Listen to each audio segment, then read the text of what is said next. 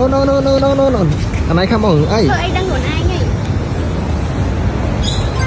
នៅសុកសុកសេតសក់វែងនិយាយថាធ្វើអីដឹងខ្លួនឯងហើយចឹងហើយសក់ខ្លីគ្នាយើងជប់ឆ្ងល់ទៀតទៅដឹងតែគេកំពុងតែខឹងហើយដើម្បីធ្វើឲ្យគាត់បាត់ងើតោះជូនគាត់ទៅញ៉ាំអីទៅដឹងតែគាត់បាត់ខឹងហ្មងឥឡូវនេះខ្ញុំនាំអ្នកទាំងអស់គ្នាមកស្គាល់ហាងកាហ្វេមួយកន្លែងនៅចំកណ្ដាលទីក្រុងដែលមានទីធ្លាធំហាងកាហ្វេនេះផងដែរមានឈ្មោះថា Luna Cafe and Bakery ហើយការរៀបចំហាងវិញគឺស្រស់ស្អាតមែនតើបើនិយាយពីទ្រឹងនៅទីនេះវិញមានរសជាតិឆ្ងាញ់ទាំងកាហ្វេនិងភេសជ្ជៈផ្សេងៗខ្ញុំរ៉េតឲ្យ10លើ10ហ្មងចំពោះម្ហូបនៅកន្លែងនេះវិញមានរសជាតិឆ្ងាញ់ហើយមានច្រើនមុខទៀតផងថ្ងៃនេះមានអារម្មណ៍ថាឃ្លានកាហ្វេប្លែកចឹងហើយខ្ញុំកំងចំនួន3កែវហ្មងឃើញមានតូចល្អិតចឹងឯងប៉ុន្តែញ៉ាំច្រើនណាស់អ្នកនរគ្នាហើយតែបានកាហ្វេភ្លាមមកមើលទឹកមុខសប្បាយចិត្តហ្មងកាហ្វេដែលខ្ញុំញ៉ាំនៅកែវទី1នេះមានឈ្មោះថា Ice Cappuccino សម្រាប់អ្នកដែលចូលចិត្តប្រភេទគ្រីមអីហ្នឹងត្រូវហ្មងចំណែកឯកែវទី2វិញមានឈ្មោះថា Ice Latte គឺលក់ដាច់ប្រចាំហាងយើងហ្មងបន្ទាប់ពីខ្ញុំបានសាកកាហ្វេនៅកែវទី1និងកែវទី2រួចហើយឥឡូវនេះខ្ញុំក៏បានមកសាកកាហ្វេនៅកែវទី3ម្ដងពួកកាហ្វេនៅកែវទី3នេះមានឈ្មោះថា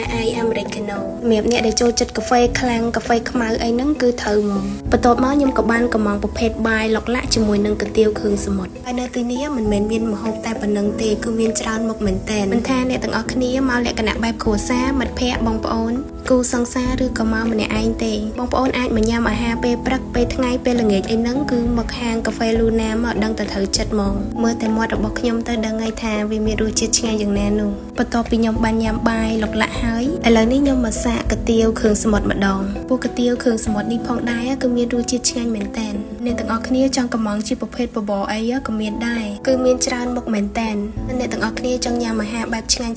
កុំភ្លេចមកហាងកាហ្វេ Luna មកដឹងតែត្រូវចិត្តហ្មងចំពោះហាងកាហ្វេ Luna នេះផងដែរគឺមាន17សាខាអញ្ចឹងបងប្អូនអាចទៅសាខាណាមួយក៏បានដែរឥឡូវនេះខ្ញុំបានញ៉ាំអស់ហើយ